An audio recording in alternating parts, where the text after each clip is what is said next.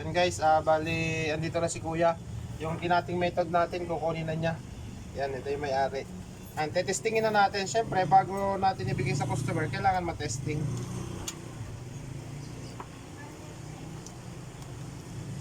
Bali, pagka may ganitong sira sa TV nyo, pwede kayo mag-PM sa akin, pwede ko kayong turuan. Kung baka malay nyo, masundan nyo. Pero kung hindi nyo kaya, pwede naman kayong pumunta dito sa shop, yung medyo malalapit. Tagig lang to guys, tagig.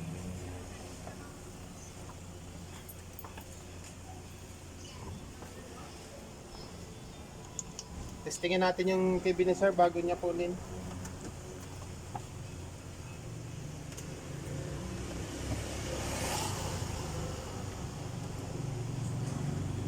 Yan tayo focus mo dito.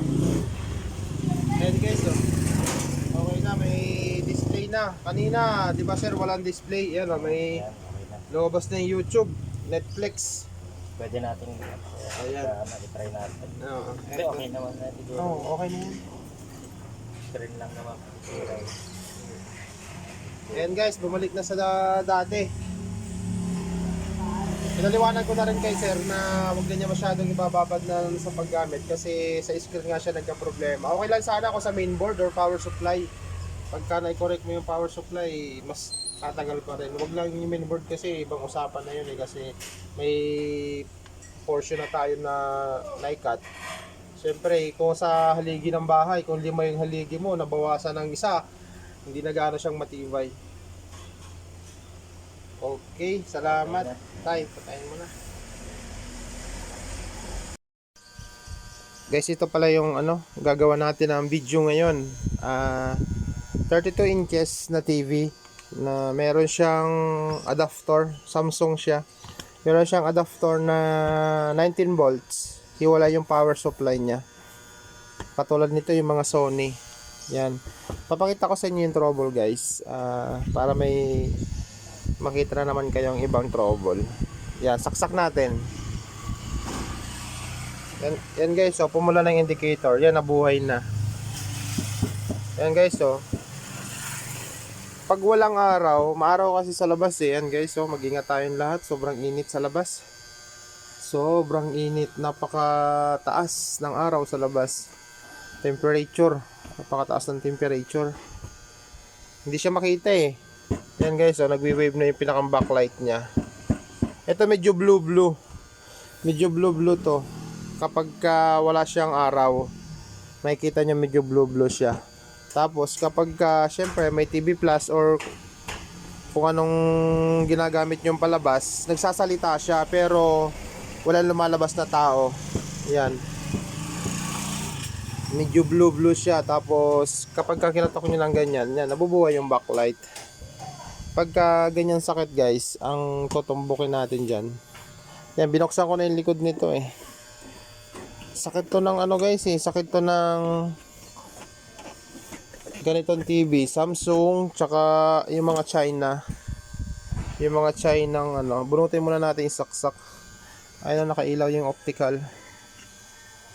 Bunutin natin yung Smart na rin siya. Smart TV.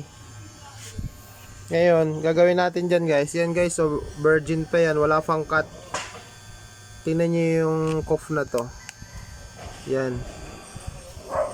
Yan, wala pa siyang cut. Bali, magka-cut tayo dyan. Pag di natin nakuha dito, sa side na to, dito tayo pupunta sa side na to. Dito. Yan. Sige, ikat ko muna. Guys, magkakat na tayo ng mga signal. Kapag gano'n, nabubuhay, tas medyo blue-blue, walang display. Problema nun guys, 100% sa screen. Yung screen ang tutumbukin natin. Kaya dapat, kabisado natin siyang mag-cut ng mga signal, pag-modify ng screen. Kapag gano'n, issue. Pagka binuhay nyo, nagsasalita yung TV nyo, tapos medyo ma-blue ng konti, wala siyang image, wala kang makita. Pag kinatok nyo ng gano'n, may nagwe-wave na ilaw or Medyo blue-blue ang kaunti. Yun. Ang sakit nun guys sa screen. Guys, ayan guys. Bali, nakapag-cut na tayo. Dito tayo nagumpisa sa side na to. Yan. Yan guys. Ito. 4 na piraso na cut na natin yan guys. Tapos, ginawa natin yung pag-cut. Siyempre, sinaksak natin ulit. Niready nga natin ang BGL BGH niya guys. Kaso sad to say guys, walang lumabas.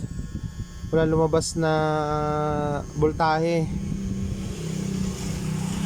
Ibig sabihin nun, nandito sa kabila yung problema, nandito sa side na to. To. Ngayon, ang gagawin natin, yung lahat ng kinat natin, 4 na to, ibabalik natin. Yan.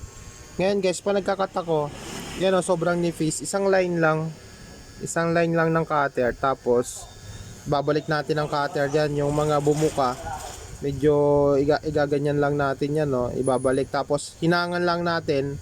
Yan, magsasarado na yan guys. Ano na yan, babalik din sa dati, magdudugtong na yan.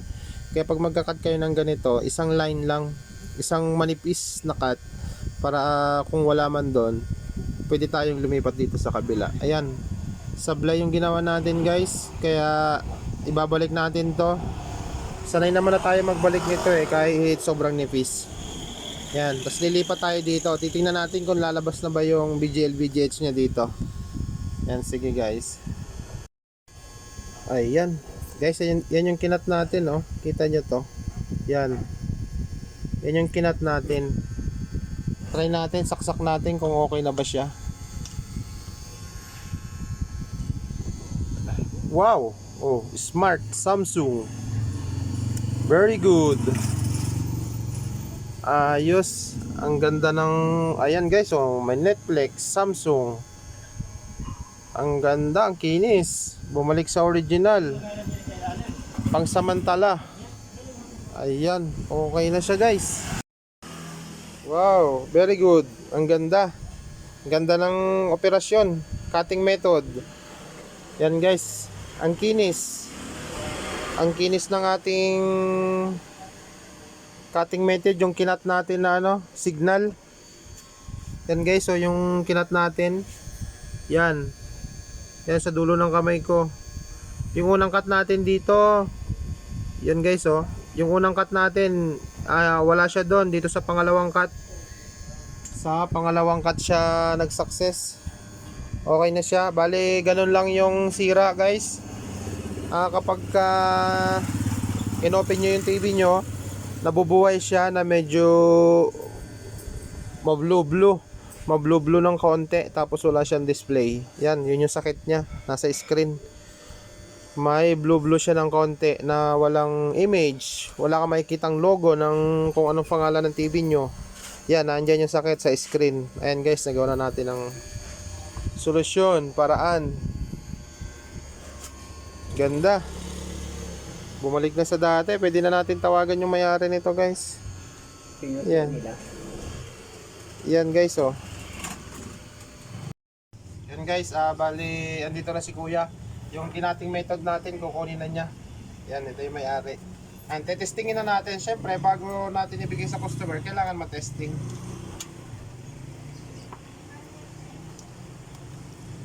Bali, pagka may ganitong sira sa TV nyo, pwede kayo mag-PM sa akin, pwede ko kayong turuan.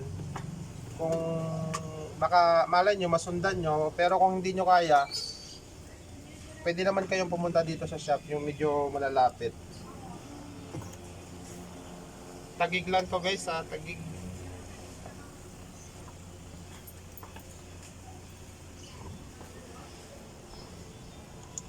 Testingin natin yung TV ni sir bago niya kunin.